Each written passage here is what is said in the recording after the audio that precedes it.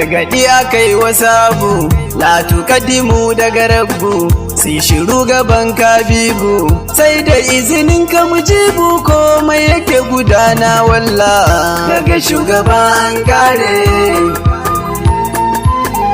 saba'ul masani ta kafir sai na cikin sakonka isa da martabobi naka la tarfa'u ta nuna isarka hasken ubangiji sunanka wallahi ko ina an sanka kausara tana hannunka ceton mu gashi nan an baka lailatul qadar girman ka sunanka ne mabudin taska Allah yana ta rarrashinka ya sarkake ciki da wajenka bai san guda ya tashi jikinka mukamai daban-daban aka baka ba wanda aka ba kafin ka zo ana shelarka wa maramai ta can na jiyo ka Allah yana ron aikinka ka bude isa da isarka a bar ka rahamar mai sallah daga shugaban kare